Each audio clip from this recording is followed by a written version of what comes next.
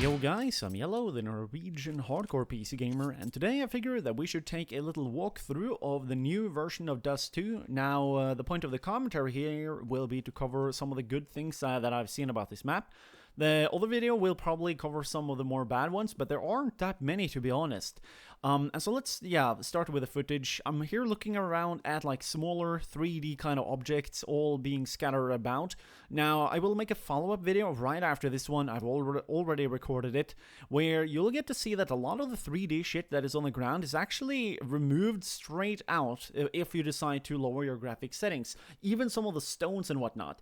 And so let's then start off with some of the good things, obviously.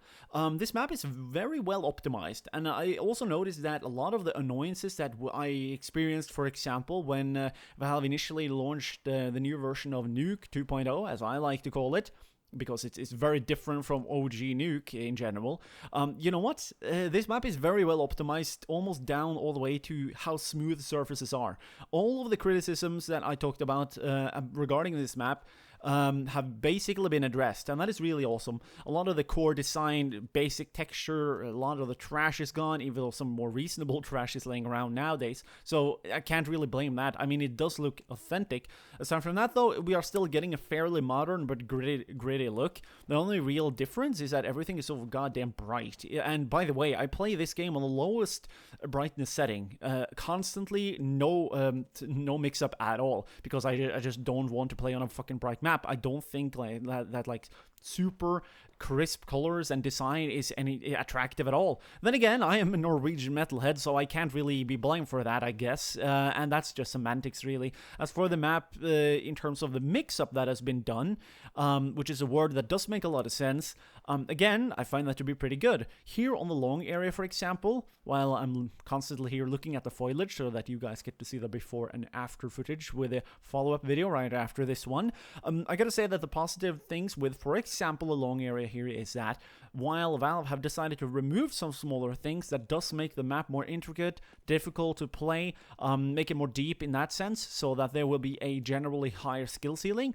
They've done also what they did on this version of Inferno that we have, the most recent one, also made by Valve. They have flipped some of the things around. So let's say, for example, this car area there gets a little bit worse. Instead, you get nooks and crannies that you can actually hide in with the wall area there to the left, over at long. And so while they remove one thing and make that worse, they make the other one better, or at least add the option. And they're doing this constantly. Even some places down at the middle, like CT spawn, I'm gonna probably make it like a dedicated video about that to show people. There's like a specific angle you can take with a scout or an AWP or anything with a scope that becomes a very interesting mix-up, considering they removed the possibility to get boosted up or jump or cross to some of the other boxes down right below here in the CT spawn. And so if we can take that by anything, or whatever it might mean, it is that Valve are thoroughly thinking about how to put the map together. They are improving the design, they are changing things and making it just look modern, which is all good, but primarily they are thinking a lot about how the map is being played, and honestly, I do appreciate that. And mixing things up, it does change the game and make it more fun in the longer run. What I do not enjoy, though, is that when they take, like, let's say the shortcut box there, when they take out the, like, the triangle corner bullshit thing you could jump on, when they take that stuff out, I'm kind of sad. But since they've compensated for a lot of other things regarding general performance being fairly well, despite obviously the map now putting probably a little bit more toll on your PC, along with just giving you more options by the design itself, and also staying true to the previous design that we've had of this map, and even freshening it up and making it a little bit more synonymous with what we had before. I'm talking 1.6 and into the past, obviously. I can appreciate that, and honestly, it does work to me.